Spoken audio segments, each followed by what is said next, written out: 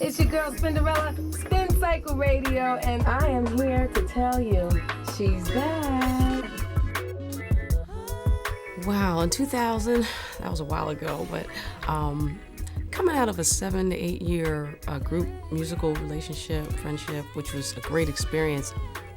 First, Renee and I were like best friends. We went to college together in Philly at Temple, and that's where we met. We started singing together there. Gosh, so much stuff. We started there even singing in talent shows, weddings, things like that, and eventually landed a deal on Motown with hit song Hey Mr. DJ and those things. We got to travel to different countries, Australia, different places in Europe, Japan, and we were young, we were fresh out of college, so this is a lot of new experiences so early in life. I started writing for other artists. I had gotten a co-publishing deal with EMI Music Publishing and placed a couple of songs, two actually on Allure's album. I did one for Mary J. Blige.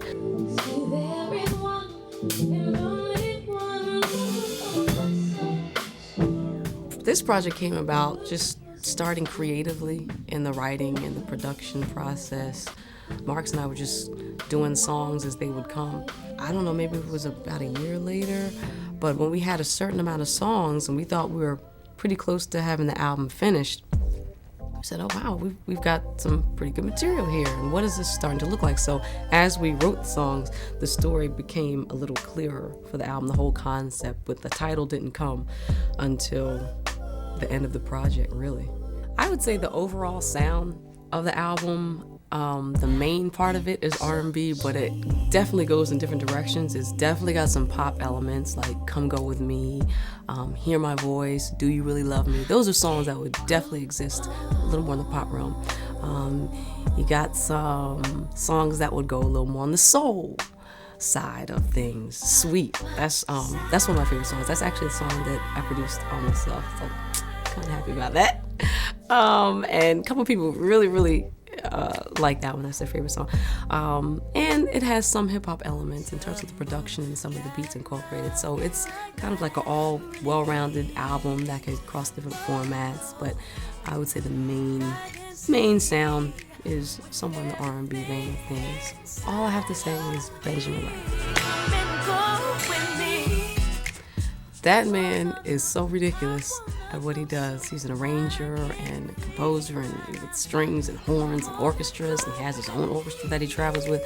This man has done, okay, you remember, do you know what today is? It's our anniversary, with those wonderful strings that you just make you fall in love every time over and over again. Hated those strings. Okay? So we wanted Benjamin Wright to do our strings, and he did a fantastic job. He did strings on Come Go With Me, which is my number one favorite song on the album. He conducted strings for our ballad, Do You Really Love Me. Those strings are actually composed by Russell Ferrante. He's the pianist in Yellow Jackets, who is amazing. So we had a lot of great people involved in this project that we were just happy to have work with us, and oh gosh, the string sessions, that was just amazing. It was wonderful. It was great to have live strings, an actual orchestra in the studio. It was a one-of-a-kind experience. When we went to mix this album, you're right, we pulled out all the stops. We went straight to the top, and we got Dave Pensado to mix our album. The man is a master at what he does. He's just great. He's just good at what he does. And he's done, I couldn't even begin to name his discography. He's done everybody from Destiny's Child, Kirk Franklin, to Nelly, to work. He's worked with so many people across the board, and he's just at the top of his craft.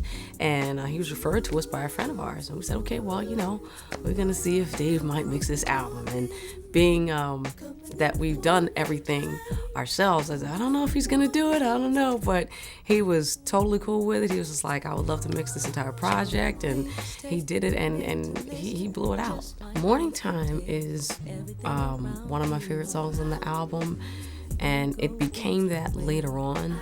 when I started playing around with it on the piano and coming up with different ways to perform it, with the band or with singers, different ideas. And I really think that there's something special about that song. Lyrically, I think it can be empowering to the listener because I don't care who you are. We're all going to go through something at some point. From this album, I want the listener, every person who hears it, to, at the end of the day, be uplifted. I think everybody needs that at some point in their day, in their life. Not anything necessarily that deep, but there are a lot of songs on the album that have underlying messages, inside messages that are not so hard to decode, but they're very positive. But I think they're a little more than just positive. They do feel good to you and everything musically, but I think they're just undergirded with something that gives it a little more of a meaty substance lyrically and musically.